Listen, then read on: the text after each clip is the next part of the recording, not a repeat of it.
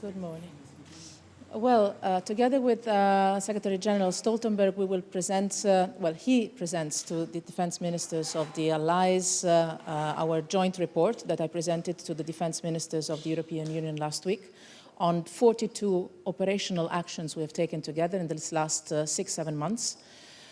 Cooperation between the European Union and NATO has never been so strong, so deep, and so expanded in all fields, from hybrid threats to cyber security to maritime cooperation.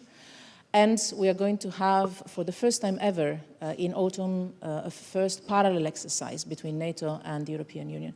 So at the same time, we are also exploring to a level that was never tested before, the European Union internal security and defense work. And this shows that the two things go hand in hand. The European Union believes enormously in the capacity of NATO to guarantee security in a broader sense, also for Europe.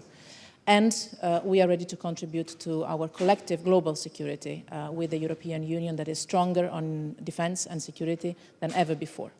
This is an excellent work we've done together, and we will also look forward because in December we will present the further report with also some new ideas for cooperation. So it will be a good opportunity to discuss this with the ministers and take this work forward in a very constructive way.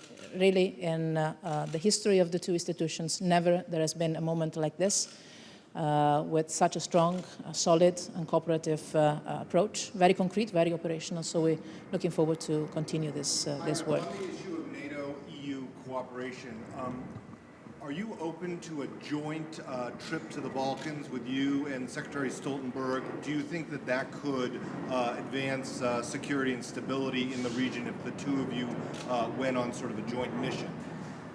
We are already coordinating very strongly on different messages that we're sending, including in the Western Balkans. You might remember during my last visit to the region, I was visiting the 6 partners we have in the Western Balkans. And in some of them, I was passing a message also clearly on behalf of Secretary General Stoltenberg, because we discussed the situation on the ground beforehand and we agreed common lines. We are ready to have joint trips and visits. This can be in the Balkans, this can be elsewhere.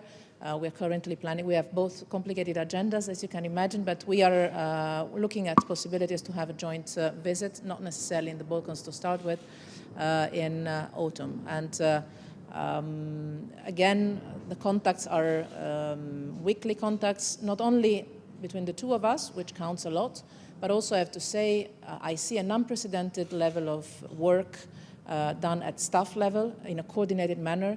Really, I think we are an era away from the past where there was sometimes a certain difficulty in working together. I would say that now cooperation is the norm, and it's working very well. Madam Mogherini, more than 30 Georgian NGOs sent a letter to you about the changes in our constitution. Did you receive this letter? And in general, what do you think? Does such kind of changes need consensus with opposition, with civil society, and with Georgian people also? It's not going to be something we discuss here with NATO, sorry. Later today, NATO will discuss Afghanistan. I wondered, how are efforts progressing on peace talks that I understand you, as the High Rep, are trying to mediate? No, we're not trying to mediate direct talks in Afghanistan, but we have hosted 6 months ago in Brussels a huge international conference on Afghanistan, where I also took the chance to gather the main international players and regional players from China to Pakistan and the United States, obviously the United Nations, and the Afghans as well, and others.